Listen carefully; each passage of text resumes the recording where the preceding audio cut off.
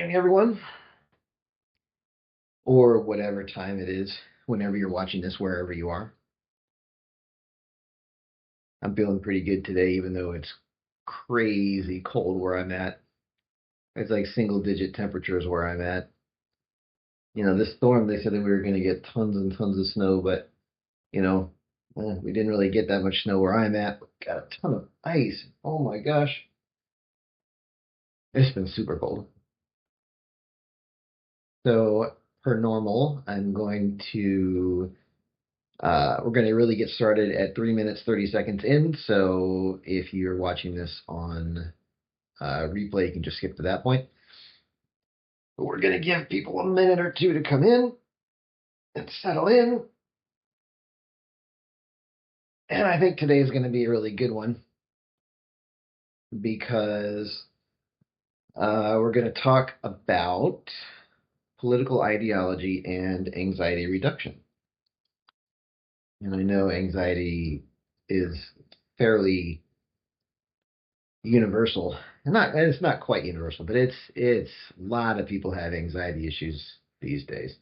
And I think throughout history, there's been anxiety. Don't get me wrong. This isn't a brand new thing, but there's definitely more now. And I want to talk about that.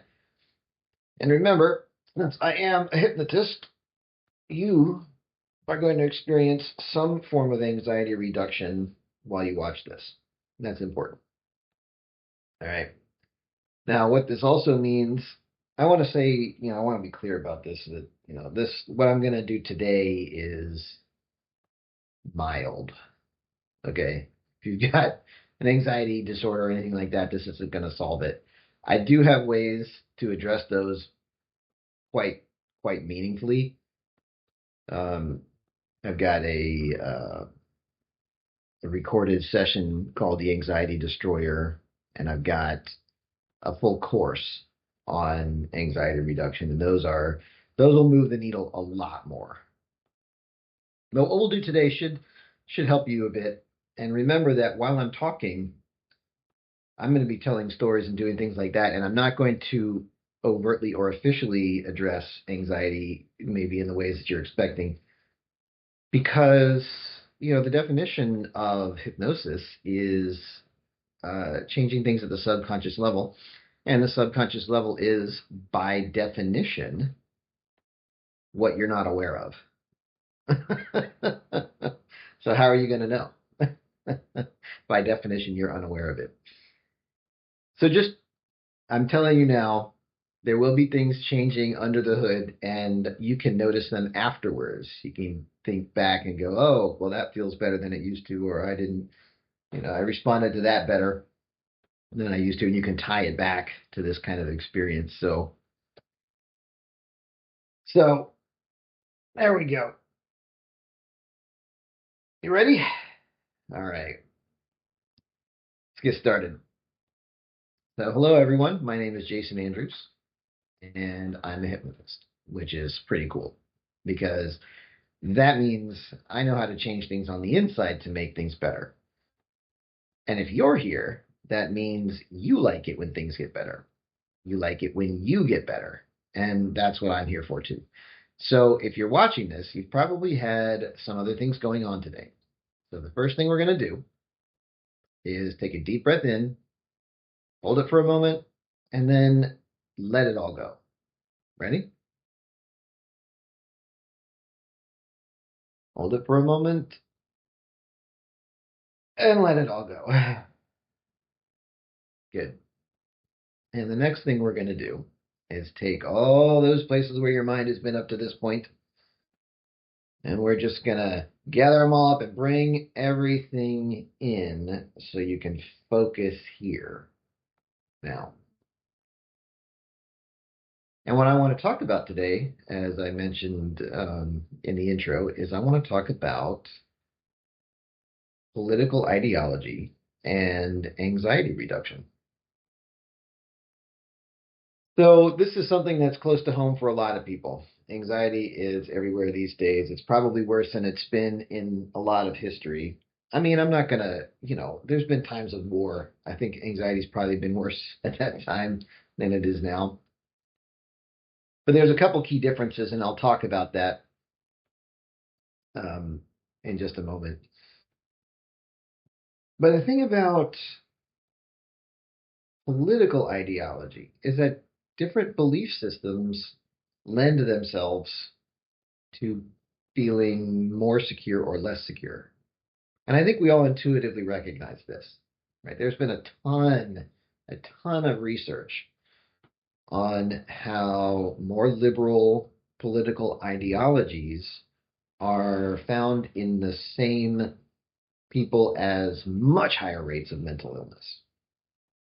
I found a stat one time that just blew my mind. Generally speaking, women have higher rates of anxiety than men. Okay.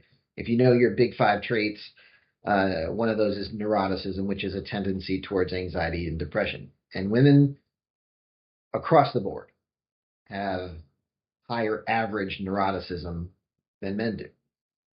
Okay. Higher propensity for anxiety and depression. This has been stable for, well, the research has been stable for decades. The trait has probably been stable for all of human existence. Now, that doesn't mean any particular woman will be more anxious than any particular man. That means the averages are different and they overlap. Okay. Same thing like height. The average man is taller than the average woman. Okay. But there's women who are taller than certain men. Okay. You gotta understand that first. Well, I found, I'll see if I can find the link for it, but this woman was saying that they studied conservative or traditional households and liberal or less nuclear households, and they found that the boys in the liberal households were more anxious than girls in conservative households. Right? Liberal boys were more neurotic than conservative girls. Doesn't that blow your mind? I mean, if you think about it, and you think about all the people you know who might be liberal or conservative and their family situations and the people involved, you kind of get it, don't you? I mean, this is a big enough effect that this is what we see. Like we see this effect. It's real. So that's kind of an important thing to realize. And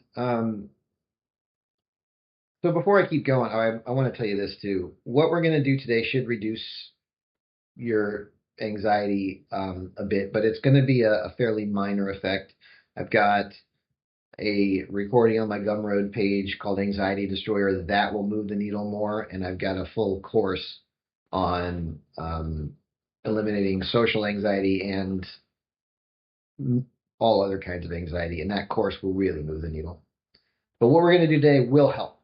It'll help. So the first thing to understand about anxiety, and we can learn this from the political ideologies, is that a lot of anxiety is not dependent on what's actually happening. It's dependent on what's in the person's head. Right? Different ideologies have different baseline anxiety levels. Right? So we know that a lot of it is interpretation. Now, what we also see is that today, in particular, so many people are on their devices so much that their world is built on that instead of what they actually experience in your life. Right? Now, there's a guy named Zuby. I think he says a lot of smart things. He says, you go on social media and the world's falling apart, but you go outside and you talk to your neighbors, and things seem fine. And he's right about that, because the devices give a window into certain highlighted or curated facets of reality, and those facets that are particularly rage bait, right? Especially on Twitter, it's rage bait. On Instagram, it's like you know beauty based or looks based, and then on each of the social media platforms has their own sort of angle, but it's all the same thing. It's curated to be um, not an accurate sample. I mean, I call it the Facebook effect, right? You look on Facebook and you say, oh my gosh, that friend, they're doing so well because they just posted, she just posted her wedding pictures. And then that guy, he's doing great. He just got a promotion, that friend of mine. And then this friend over here. And then, look at that. They're doing great. They just went on a vacation and you're looking at all your friends and you're thinking, oh shit, they're killing it. And I'm just living my life and I have some ups and some downs. But man, they're way better than me. But see, there's a mistake there. Okay, because what you're doing by default, what you're doing is you are comparing all of their highlight reel, their best moments, okay, to your totality of life. Right? Do you understand why that comparison is screwed up? You can't compare everyone else's best to your average. That's not how it works.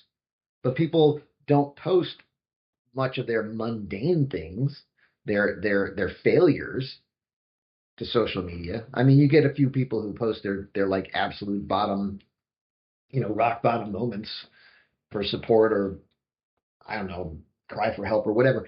But almost always it's just their highlight reel. So stop comparing their highlight reel to your whole life. You don't know their totality of life. I mean, they could be going on that vacation as a last gasp effort to save their relationship. Right? You don't know what's going on there. You don't know what's going on behind the scenes. They're curating an image for you. So that's something you got to keep in mind. So compare their totality of life to your totality of life, if you're going to compare at all, because there's better ways to do that too, right? Because different people have different starting points. Some people had their student loans paid off by their parents, or they got scholarships, or they did something, and other people have huge amounts of student loan debt. That's not the same starting point. Are you really going to compare your progress to somebody who had a different starting point? That doesn't make sense either. So don't do that. Don't do that. All right. One thing that does work is you can compare where you are now to where you were before. How much improvement have you had? How much progress have you made in your life? Have you paid down some of your student loans? Good. Compare yourself to previous self. Progress. That feels good, doesn't it? That feels good because you're no longer making false comparisons. Stop making false comparisons and start either comparing yourself to your previous self or just stop comparing at all. Do you really need to do that? Do you really need to? I mean, what do you need to know? What do you need to do that for? I mean, when you really think about it, what do you need to do that for? Just to feel better? I mean, get an answer on that. What do you really need that for? And whatever your answer is, if you can address that answer, you're going to feel better anyway without having to compare yourself to anybody else. Now, it can be helpful to say, oh, that person has something that I think is really good, right? You get an idea, you get an understanding, you get something that is a useful amount of information for you. Okay, that's not the same thing as saying, well, that person's better than me, or I'm better than that person. You don't need to do that. All right. So that can be an important thing to stop those comparisons and simply do the right ones if you're going to do them at all. Right? Now, another thing I wanted to talk about today, I know this is going a little longer than I normally do, but um, the thing about feeling, if somebody feels stressed out and anxious, they're typically not feeling stressed out and anxious about something that's actually happening now. Okay? They're feeling stressed out and anxious about something that's in your head. Right? I've talked to people, they're stressed out and anxious about things that have already happened, things that are in the past. How can you be stressed out or anxious about something that's already over? But it's not already over because you're still hosting it in your nervous system. You're still holding on to that for some reason. And it normally goes like this. The nervous system goes, okay, well, that was really a bad experience and I hated it and it was awful and it hurt. So I need to remember always that I'm always going to avoid that experience from now on. Okay, well, how am I going to do that? I'm going to feel bad about that experience forever. And that way, I'll always remember to avoid it and never feel bad again. Okay, so you're going to avoid feeling bad occasionally by feeling bad all the time?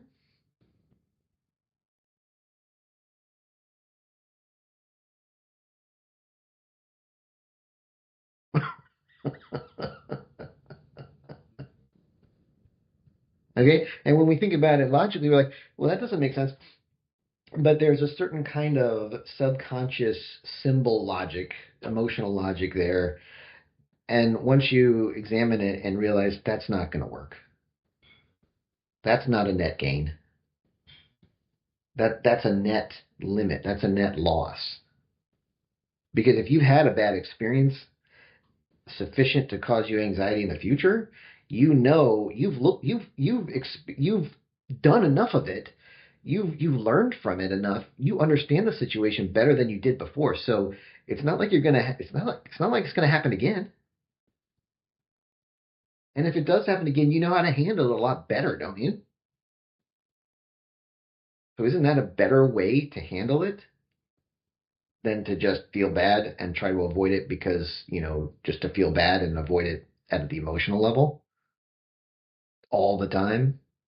And what a expensive, that is so energetically and emotionally expensive. But see, we have brains too,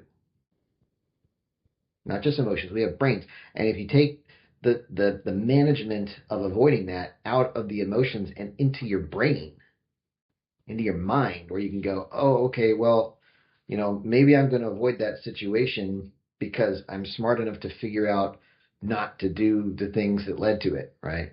People don't avoid driving on the wrong side of the street because they're afraid of it. You're not afraid of driving on the wrong side of the street. You avoid it because it's a really, really bad idea. Not There's no emotions involved in that. It's just your intelligence is saying, okay, or showing you, or you just feel it. That's a bad idea. I'm not afraid of that. It's just a bad idea. So your brain takes it over, your mind, your intelligence. And when you do that, you don't spend so much emotional energy. You're not doing it in an expensive fashion. You're doing it in a very efficient fashion, right? And we've all done this before. We've all learned from things and stopped being afraid of them because we've learned how to handle them. I mean, I think that's just part of human existence. You learn, right? So when you go through that process and you really think it through and figure out intelligently how to make it not happen anymore, then you can let go of that emotion because it doesn't serve any purpose anymore. You're handling it, aren't you? I mean, can't you do that in the future, now, and in the future? I think you can, because I think all humans can do that. And, you're obviously a human. You have the same nervous system. I think you can do it. And I don't know what those things are that you're going to need to do that for. And I don't know what changes you're going to experience, those changes to change your life. I don't know what that's going to be like for you, but I do know it's going to be positive. I do know it's going to be a good thing because I've done this enough times. I got started in like the hypnosis stuff. I don't know if some of y'all already know this story. I had horrible anxiety and depression as a teenager. I mean, I was a wreck. And this was before it was widespread, and so nobody really knew what to do about it, and no one could help me. I mean, I went for years. I talked to everybody: psychologists, psychiatrists, therapists, counselors, priests, pastors, friends, family, everybody. Talked to everybody. No one could really help me until this hypnotist basically nuked my brain. He's like, "Oh yeah," I was on Yahoo groups, and he's like, "I know what you're trying to do," because I was just starting to get into hypnosis for this. And he says, "I know what you're trying to do, but you're doing it wrong. Give me a call." And I was like, "Whatever, dude." And I called him, and he told me stories for an hour. I didn't get a word in, and he nuked my brain. He nuked my brain, and all the anxiety was gone. And the downside of I haven't told many people this, but the downside of this was that I was in grad school at the time, and it nuked my brain so hard I had to drop out. It took me months to recover from that. So I don't. So I was like, I told him that I was like, let's not do it that way. But I said, dude, you got to teach me this. And so he started teaching me all this stuff, and then I did a bunch of learning on my own. And the result of that was that I learned how to fix anxiety issues. And that's how I got started in my career as a hypnotist. I was solving anxiety issues. Now, not everybody has these issues, and I get it, right? Especially if you're more on the conservative side, you are less likely to have the issues.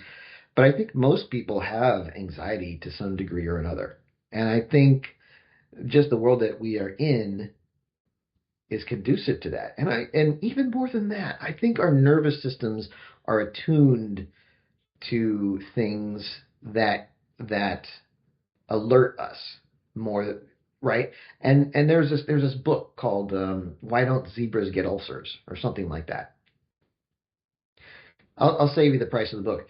Zebras don't get ulcers because um, when even though they're in the African plains or whatever it is, and there's predators and hyenas and lions, and they have to do these giant migrations, and they run into droughts, and they're all it's just horribly difficult life they have, but they don't get permanently stressed out. They don't. Why? Well, it's because when there's a lion there, I don't know if you've ever seen a nature show in Africa.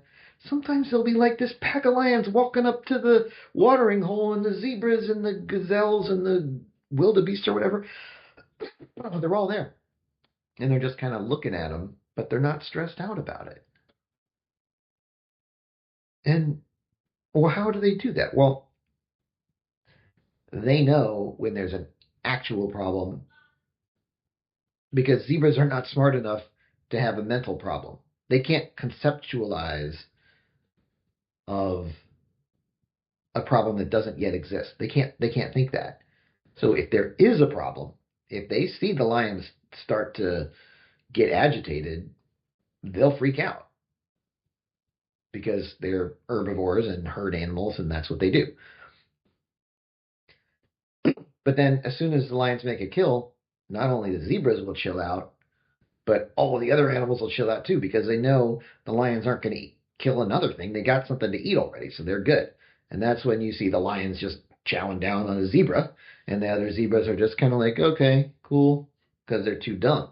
See, they're too dumb to conceptualize of a mental image of something that might be a problem, and that's why they don't get. That's why they don't get anxiety issues. They only have anxiety when there is an immediate, real, three-dimensional physical threat to them. They don't get anxious about mental threats. They don't have the brain power for that. Now, there's some lesson in there somewhere, and I can't quite put my finger on it, but maybe you can think about that and figure out how that can be an advantage for you because, I don't know, I like being smart, but at the same time, you got to run your smartness the right way. Sometimes you can do dumb things in a smart way, or smart things in a dumb way. Or maybe you can just take advantage of whatever works at any given moment and it works for you and things get better. And that's okay to do it that way too, right? Isn't it okay to do what works best? So let all that stuff settle in. You ought to feel a little bit chiller about some things right now and in the next couple of days.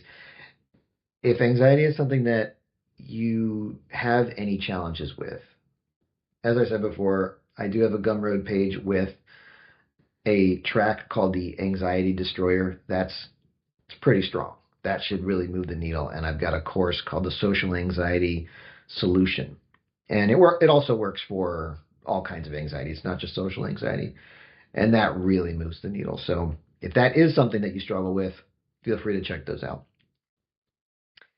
So thank you all for being with me today here. If you enjoyed this or found this helpful, feel free to share it with others, and feel free to check out my coaching page at jasonandrews.coach. Thanks. Thanks for sharing this time with me, and I will talk to you tomorrow at 8:30.